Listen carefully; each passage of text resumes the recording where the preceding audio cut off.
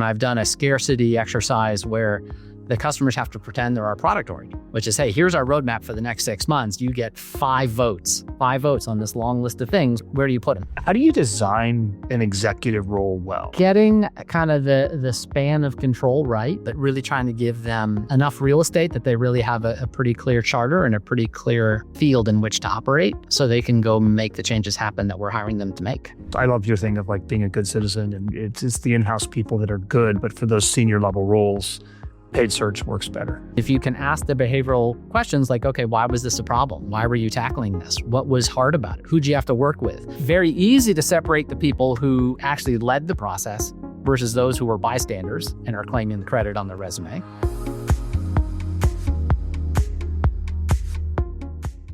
Welcome to Whispered Hiring, the podcast where we talk with senior leaders about how they find, vet, attract, and grow go-to-market talent. I'm Andy Mullet, the founder of Whispered. We deeply believe that your next role won't be posted at the senior levels. It will be whispered. Today, I'm joined by Paul Staelin. Paul is one of the top post-sales leaders I know. I've known him since Stanford MBA when we collaborated there, and we've got to know each other a lot more as we've gotten later in the careers. Paul has been CCO at Vercel, Trifacta, and Burst. He deeply understands how AI works and how customers think. Paul, welcome. Thank you, Andy. I'm honored to be here. I'm so excited to deep dive on some of the topics we've talked about offline for a while. So thanks for taking the time. Paul, maybe to kick it off, you became a CCO. Very few people even the role of CSM didn't even exist probably when you and I were in business school. Actually, I know it didn't because Nick Mehta, one of our previous guests, helped coin the term and make it popular. But you grew up in product management and then you became CS. I'm curious, tell us how your experience as a product leader influences how you think about customer success today. Yeah, but it's interesting. So yeah, did get my start in software and product management at Siebel Systems way back in the day, who was very good at these things. And as I've moved on to different roles and found different parts of the customer experience more fun, I do view that customer experience very much as a product. It's got to be something that's repeatable, it's scalable, it adds value. You're trying to drive, predictable value in very tailored ways to different companies. I like that kind of product mindset, where if you're going to have the step on that journey, it better be adding value. One of the fastest ways to make me upset is have a call with a customer where you show up and just ask how their kids and dogs are doing. If you're not actually doing things to kind of guide them forward, teach them something, ask them, discovery questions to find out more about the account, there has to be some meat in that exchange to understand what they're trying to do or to guide them to use your solution more effectively. It's got to be in there. Or it's not worth the time. I agree. I think a lot of CCOs are successful. The product success is a part of their success. I'm curious, as you meet companies, how do you evaluate the strength of a product team?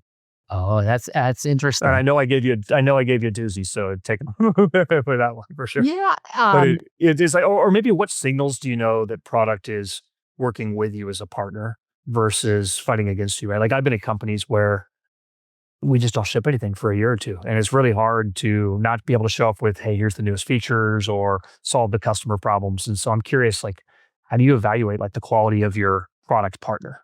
There are a lot of different ways that kind of the customer facing functions and the product function need to be successfully collaborating. And there's different cycles.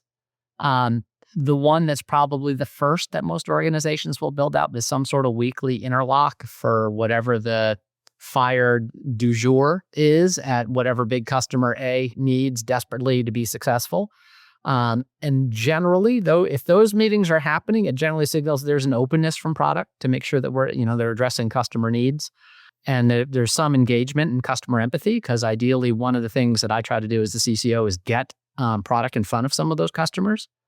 There are more strategic interactions, like monthly kind of from support is commonly, hey, these are the areas we're seeing the highest frequency of problems, and these are the problems that are causing the most pain. So you just look for high frequency, high pain problems and try to get product to work on those, introduce them to some customers who have experienced those problems and try to design them out. And there's more higher level roadmap items where ideally, the customer facing org, both sales and post sales, are able to say, hey, look, these are the things that really matter to our customers. Please incorporate them in the roadmap. This is what you've got. By the way, if you pick any of these items, we've got the customers we can introduce you to as design partners. And one of the other more strategic items, even above that I've generally built, is a customer advisory board where you get a cross section of customers.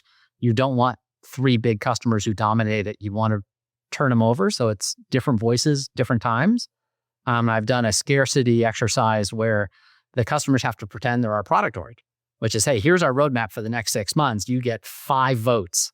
You could put 5 on one item, or 1 on 5 items, or 3 on 1, however you want to do it. But you only get 5 votes on this long list of things. Where do you put them? And it could be something that's not even up there. You say, I need all 5 votes on this one thing because it's desperately important to me.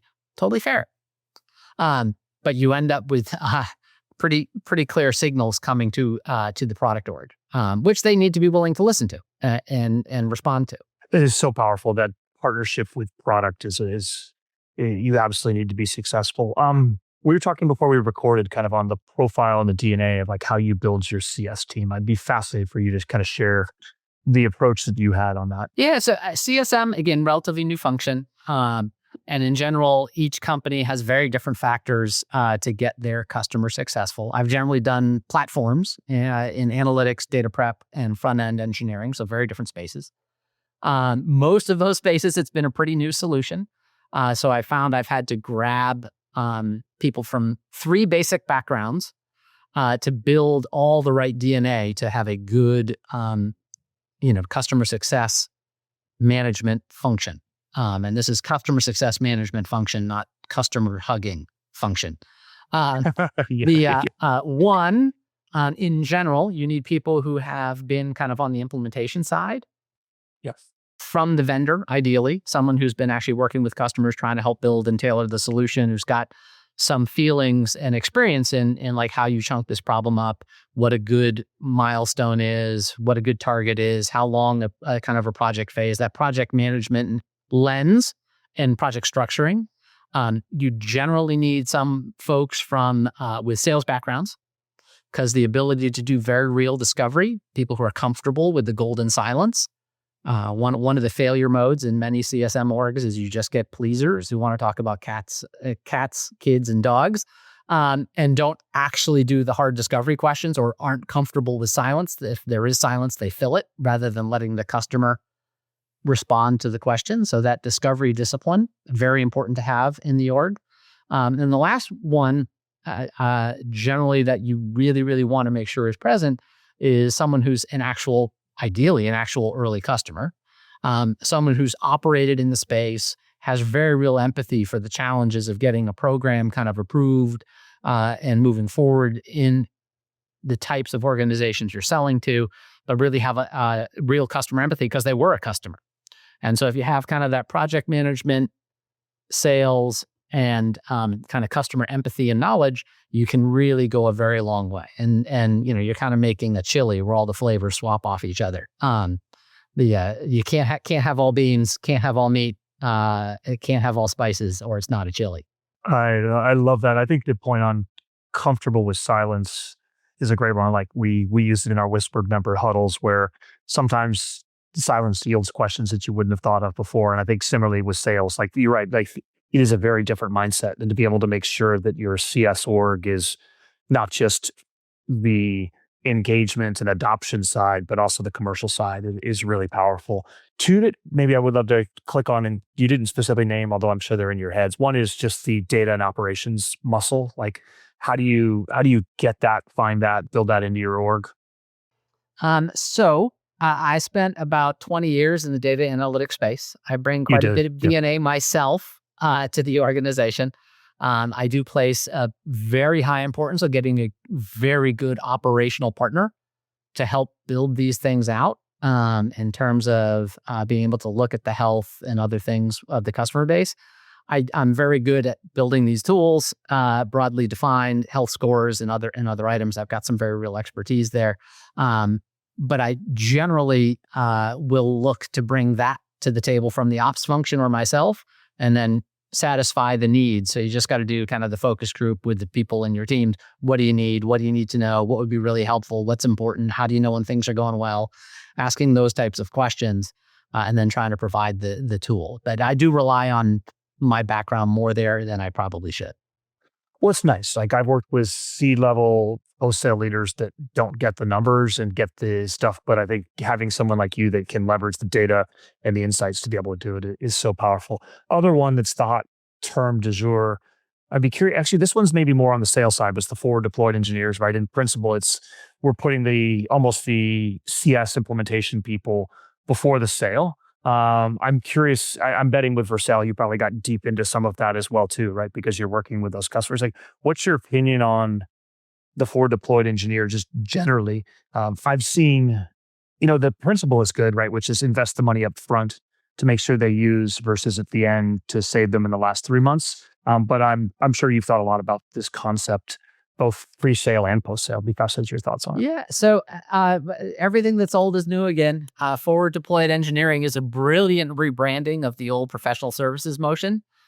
It is. You're absolutely right. The thing that's interesting is that, in the Palantir model, they were providing bodies forever.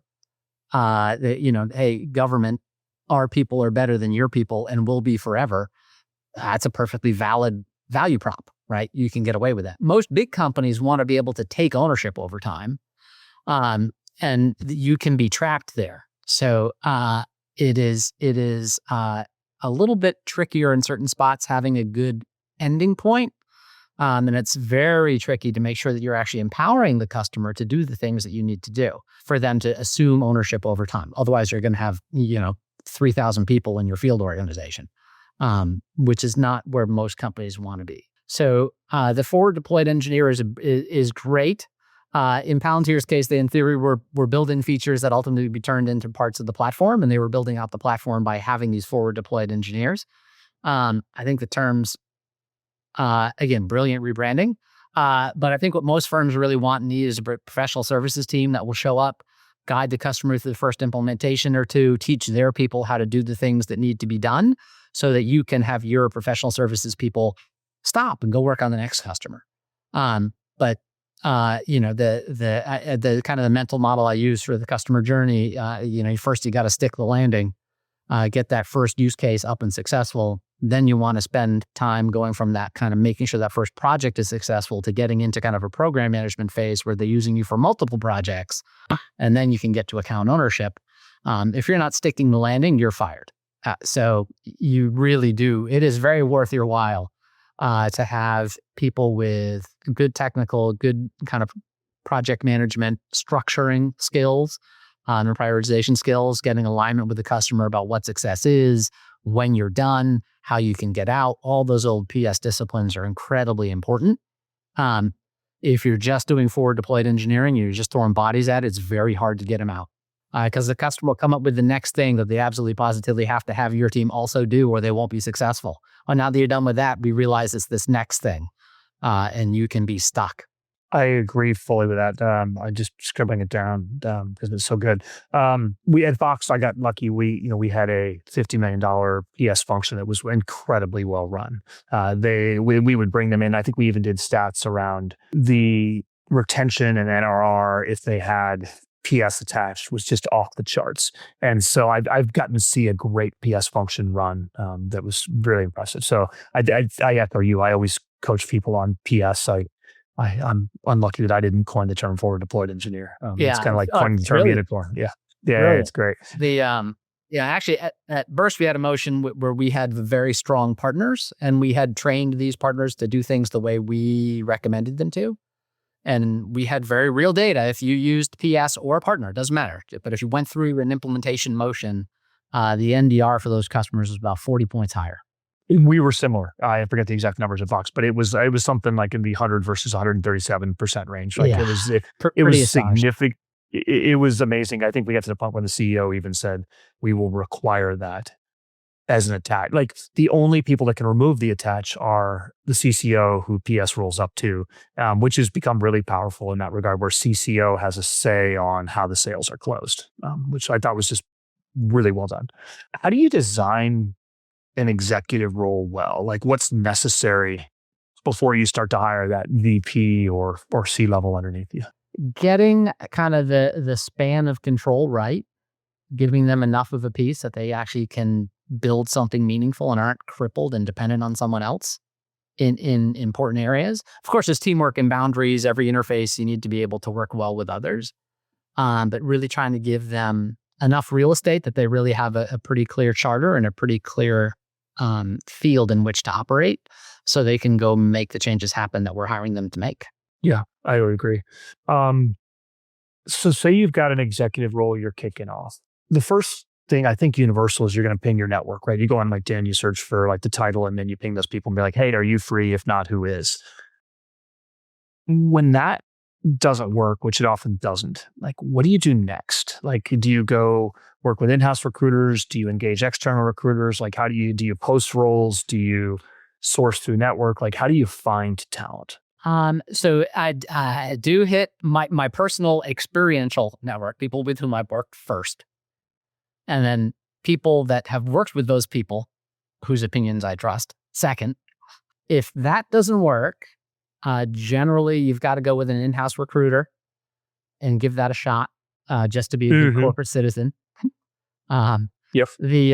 And then depending if the role is a very senior director or a junior VP, you might be able to actually continue in that vein. If it's really a senior VP who knows what they're really doing, from there you kind of got to go to a paid search. I agree. I feel like to some degree you have to give the in-house. I love your thing of like being a good citizen, and it's the in-house people that are good. But for those senior level roles, paid search works better.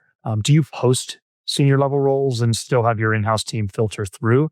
Or, I mean, if their Vercel would have been a hot name, right? Like if you post somebody, you probably get 4,000 resumes. Like, or do you say at that senior level, no, I'm not going to post. I'm just going to like go straight to recruiter. When we're at the in-house recruiter, we have to post.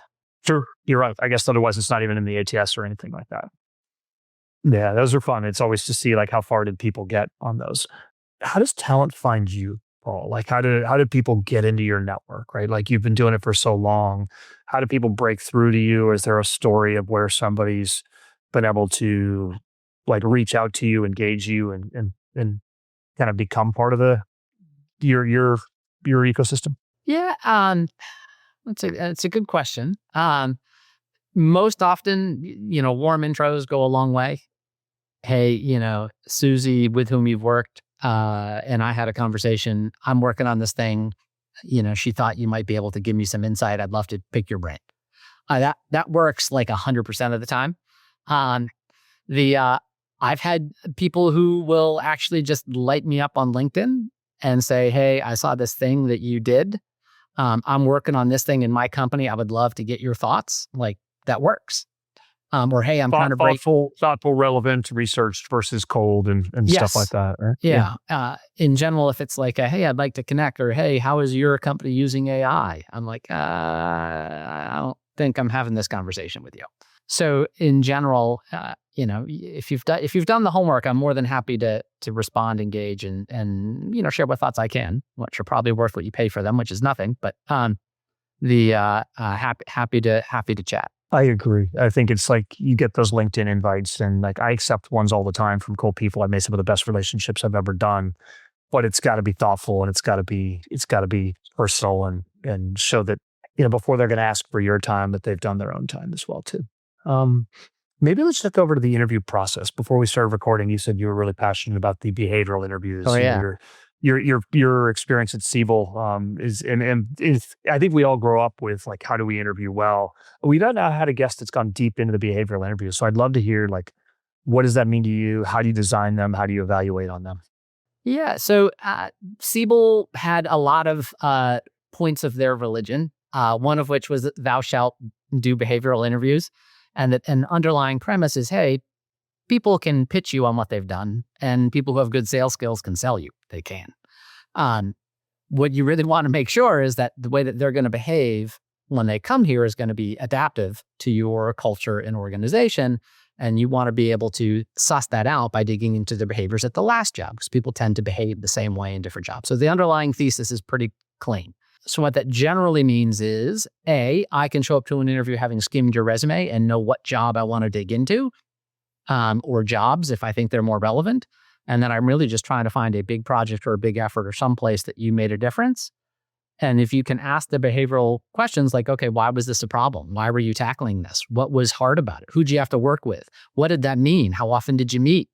And asking all the behavioral questions about like how you identified the problem, how you tackled the problem. It's very easy to separate the people who actually led the process versus those who were bystanders and are claiming the credit on their resume. That's one of the more valuable things because it's very hard to snow you in terms of the work that was done if you just keep asking questions. And one of the other things I'm very much looking forward to, or looking for, and as I kind of cast forward in terms of your success in my organization, you've got to be someone who's going to be better a year from now than you are right now. You've got to have growth mindset. You've got to be open-minded. You've got to be self-critical. You've got to be able to have some judgment. So walking through like, hey, what'd you do? Why'd you do it? How'd it work? What went well? What went badly? And then the question that is the real money one for me that I've seen, gives very real insights into a human is, okay, if I gave you the grace of a time machine and you could go back and do this project again, what would you do differently?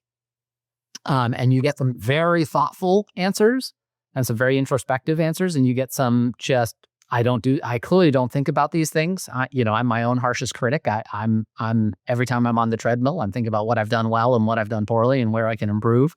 I kind of want someone with that same growth mindset. So that question for me is kind of one of the highlights. You had another comment in a chat we were talking a while ago, but we were talking about like ageism, and you had this phenomenal insight that you shared, which was it's not ageism, it's mental flexibility, which I thought was like I scribbled that one down. And I'm like, that's a great quote. And I deeply believe you. It's like, I know as we get older in our careers, people are like, we're all worried about ageism, but you had this great quote. If I may misquote it, but it'd be fun to do it. You said like, when I was 35, I now understand what people were evaluating when I was 35 or something. But I'd be curious, do you remember that conversation and the comments you had around ageism at that point in time? Well, I do remember it.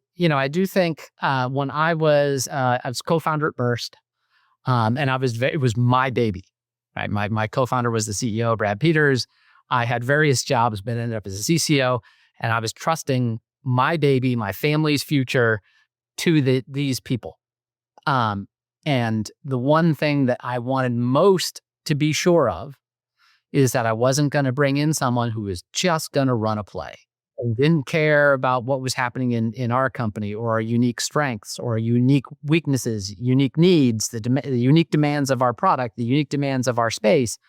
And I wanted to make sure that you would show up and bring your expertise and experience to the table, because that's incredibly valuable, but know how to deploy it intelligently. So be guided by your experience, not led by it. And that boundary is very important. There were plenty of people that we talked to, like, oh, I come in here and this is what I do. Like, okay, but you're out. I'm like, I don't want you to do that to my baby. Because what if it doesn't work? What if it partially works? You're just going to run the play anyway.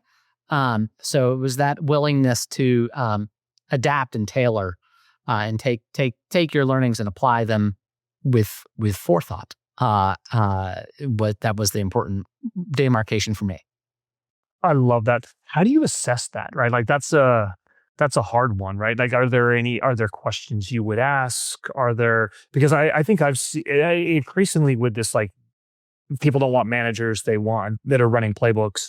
They want builders that are really hacking it, not hacking it, but like getting their hands dirty, learning and iterating. Ideally, you get both, right? You get the pattern recognition, but not the dogmatic fixation on a specific playbook. Like, how do you assess this? For me, the behavioral interview. Mm-hmm. Okay, so hey, your last job, you came in. What was the state of things? Okay, what did you decide to change first? Why did you decide to change that? Okay, what'd you change? How'd you roll it out? How do people accept it? What worked? What went poorly? How'd you adapt it? And I was like, well, I just run this route and I ran this thing out. And the next thing I rolled out was this. And the next thing I rolled out was that. I'm like, okay, you're out. Like, you're running a play. So what's a what's a good answer to that one, which is like, here's how I set it up, here's how I tested, here's the data that I pulled, here's how I changed past 3 times in the process type of Yeah. Well, answer? hey, in my experience, I've done this type of thing. So I ran this type of thing. I thought it would have the highest impact. I worked with the people in the company to tailor it to the needs of the organization and this customer base and the processes and strengths and weaknesses we have. And then we rolled it out. And by the way, we found out 3 months in that we had to change this one basic thing and this one unobvious thing. And then it went way better. And that's a great answer for me because you got people around the table from inside the business. You leveraged your experience. You deployed something pretty tailored. You quickly learned that you had to tweak it a little bit more, as you always do. Nothing is ever as easy or as quick as you think, and you're never 100% right up front. So if you've got that kind of pragmatic, I need to take this and apply it approach, those are great answers for me. It shows at least when I was the 35-year-old founder, that showed me that you were going to be thinking, adapting, and continually evolving those solutions rather than just slamming them on top. I couldn't agree more. It's being attuned to listen to that stuff would save people a lot of mistakes. You've worked at least one, maybe 2 of the top AI companies I think of. Like, how do you assess AI fluency? I think you and I were talking the other day, and you're like, I think we even talked about this one, but yeah, I'd be curious, like, how do you assess it, particularly within a CS team? You probably need it deeply, but have you come up with any approaches to that? Yeah, we're still early enough. I'm still more looking for AI openness and curiosity than fluency. Because depending on your role or whatever you've got cooking in your current gig and life, very few people have hit full fluency, but you need to be relatively familiar, at least with the types of things it can do. There's one difference, at Vercel, we did a very good job of rolling out a very real AI-led support process that started resolving 30%-ish of inquiries from customers, and just being maniacal. Our leader of support worldwide, Matthew Sweeney, did a fabulous job of this. Him and his team, relentless focus on everybody had to grade AI answers, 5 of them a week times 30 people. It built up expertise, tweaked and tuned the algorithm, retrain. And like inch by painful inch, it went from 30 to 70% of all conversations.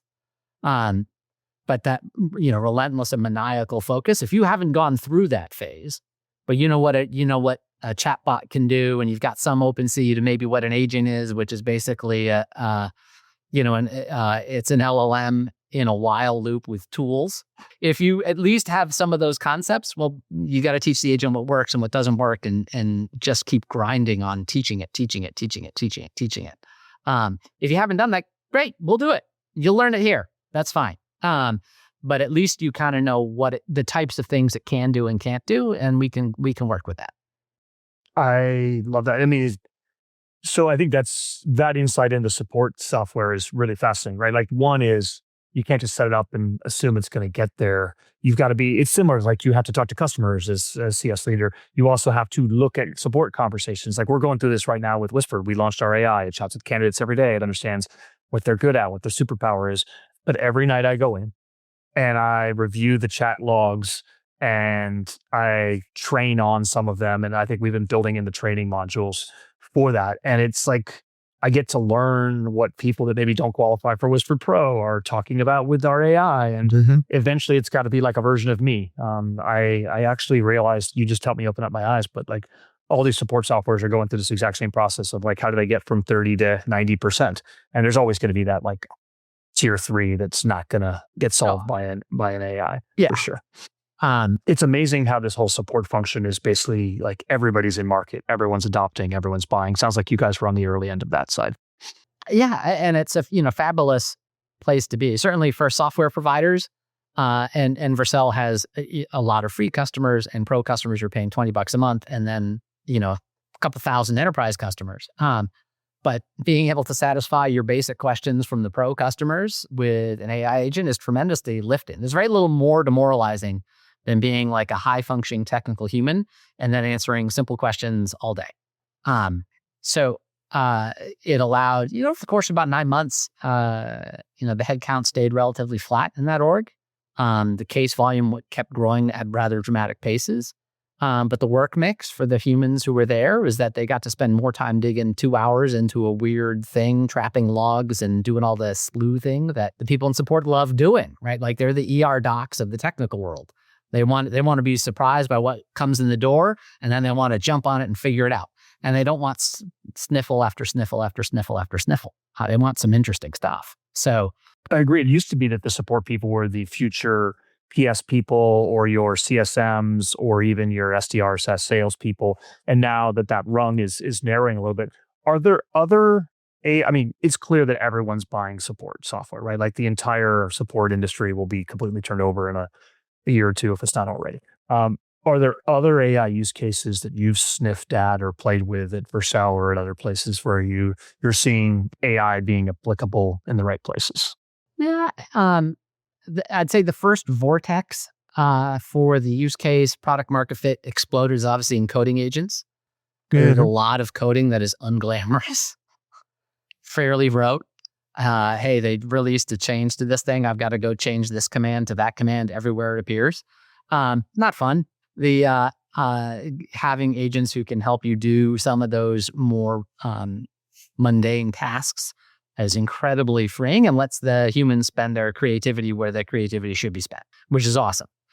Support, I think, is next, the next big vortex. Because I think there's a little more platform requirements, a little more process. There's a little more, you can't just show up, look through the code and make some simple changes. Like you really kind of have to be able to handle workflow and sense tone. And there's a bunch of stuff, but I think we're almost there. It's also much more impacts your brand, right? Like if a support agent says something wrong, incorrect, illegal, like that can get screenshotted and impact your brand in really powerful ways where coding, you're like, oops, the program didn't work as well. So I think it's a lot more public. Externally facing. It's a lot more public. Yeah. And I know at Vercel, there was tremendous success with part of the SDR function being pushed to an AI agent. So I do think that there are some customer outreach items that I think will be, pushed to agents soon. I don't think it's quite as far along as support, but I think it's not that far behind.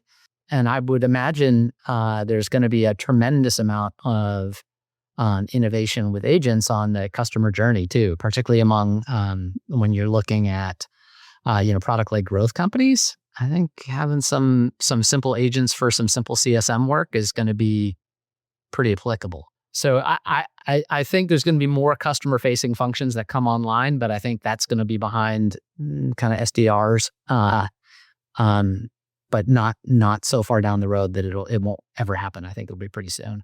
So coding, support, SDR, CSM, I think. I agree. I'd almost put support at the equivalent, but I think you make a good point. It's easier to sell in the coding happen like that. Maybe as we start to wrap up, like, as candidates are interviewing with you, are there good questions they can ask? Are there bad questions? Like, how do candidates show up well at that? Like, hey, great. Do you have any more questions for me? Phase of the equation. The one question that I am so over is what keeps you up at night? Ooh, that's good. Yeah, that one is an annoying question. I call those lazy questions. I hate that one. Hey, for this year to be really successful for you as a business, what's the top thing you need to get done this year? That's a great question. Yeah. But the what keeps you up at night question is a bad one. And the only bad, no questions is also not a good sign. Lack of curiosity. Even one good one is just indicative that you have something going on upstairs and you're not just a robot answering questions. But you don't need 7. You don't need to be endlessly curious. Just 1 or 2 really good ones that are more role specific would be awesome. I love that. How do you make new hires successful, Paul? Ooh. I would argue much like customer success, where at the end of the sales cycle, you need to be setting the right expectations in introducing the people they'll be working with. I very much, you have to have come in with the team having had a look at you. I have seen leaders jam a manager in over the wishes of the team in the past. It never goes well. You generally want the folks with whom this person will be working to be pretty excited about the candidate. And you need to make sure that everyone understands what this person's kind of primary charter is. And if you've got people who are, team first, which is one of the things I very much look for, I've got a lot of experience. I am right more often than I'm wrong, but I'm not right all the time. I've been married far too long to think I'm always right. And frankly, I don't care. I just want the company to be right. We need to be right. I don't need to be right. If all I do is recognize that you're right, this is a great meeting. Because we're now right when we leave. And we may find out we were less right than we thought we were, and we need to change it and adapt it. Oh, fine.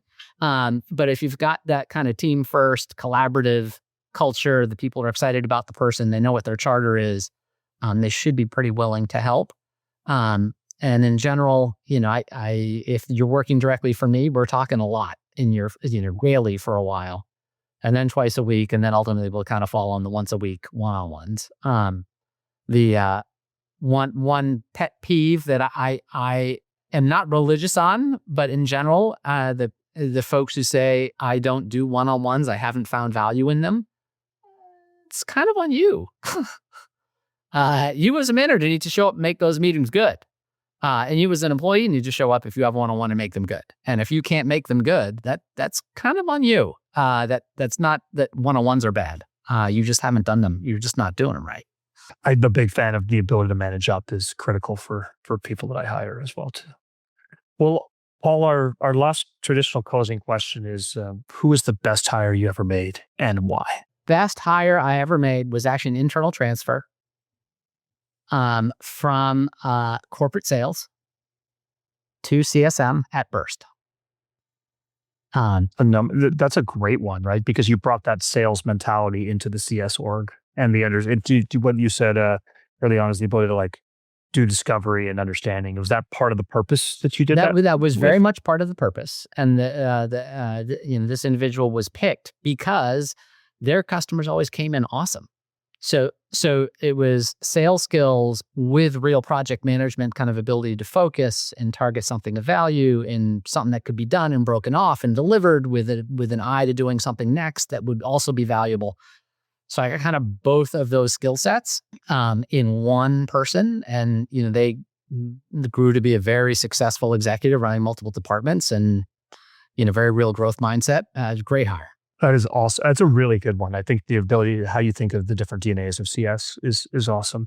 I thank you for this time. I know we've talked so much over the years, and I've learned. So as you can tell, I hear our convos and I remember them and scribble down the insights. So thank you again for taking the time to join us today. Well, thank you for having me. Always a pleasure, Andy. I'm fortunate enough to have been connected to you for longer than I think either of us would care to admit. But I'm pleased that we have been. We have not aged visually at all, I would say. I'm still 35. If people have been, I don't know what you're talking about. Yeah, I feel 35. If people enjoy this, we'd love review on Apple, Spotify. Those are super powerful. And share. And Paul, have a great day. Great. Thank you, Andy.